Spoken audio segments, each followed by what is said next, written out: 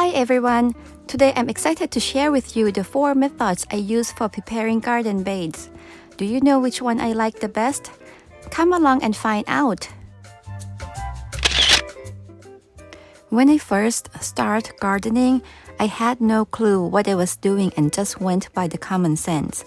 The first garden I worked on was the front garden. There was a lawn, so I removed the grass, only to find out that the soil was terrible.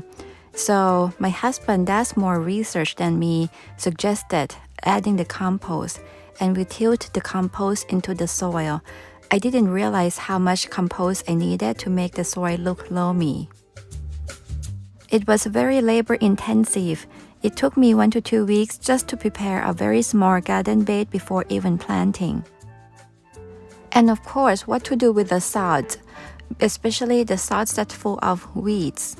Some say it's not a great method because you can spread weed seeds and change the soil biochemistry.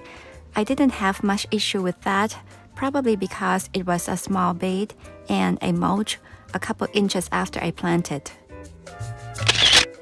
The second method we tried was using the black rubber roofing. Some people use the landscape fabric.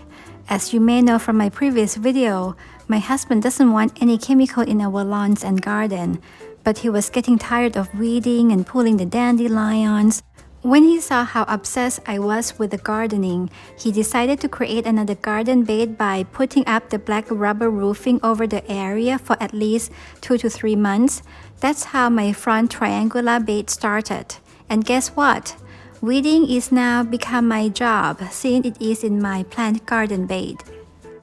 The downside of this method is that you have to wait at least a few months before you can start the garden bed. The soil underneath became baked and hard, making it difficult to work with at the time of planting, especially if you wait until summer. You also ended up with a big pile of sod that you don't know what to do with it. For the top of my backyard, I used this method. Since the backyard was my idea, not my husband's, he didn't care much about it. But I do care the most because we can see from our living room and dining room, and I didn't want to see just the grass and weeds. Preparing the garden using this method was labor intensive for me because I was doing it by myself. Then I quickly learned about the third method is the cardboard box, and you put the wood chip or mulch on top. I used this method to expand my backyard by putting a layer of cardboard boxes and putting the mulch or wood chips 2 to 3 inches above the cardboard in the fall.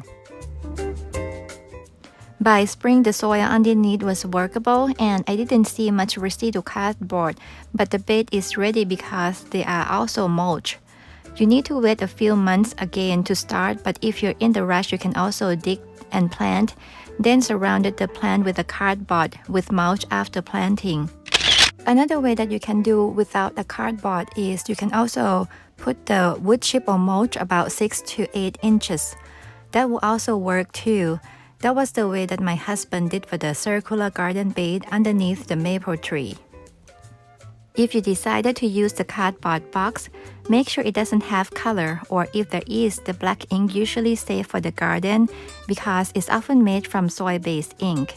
Avoid using the cardboard with the color ink as it may contain the toxic heavy metals. All of these 4 methods give the same result with a nice beautiful garden beds. Eventually, some grass and weeds still show up, especially the dandelion, that you still have to pull them, but it is much less. The least effective method requiring the most grass pulling is using the 6 inches of mulch without any additional covering. The most labor-intensive methods are tilling and installing the landscape fabric or black rubber roofing. For me, I feel the cardboard method worked the best in terms of the labor-intensive. So it is now become my go-to when I wanted to create or extend the garden. I hope you find this video helpful.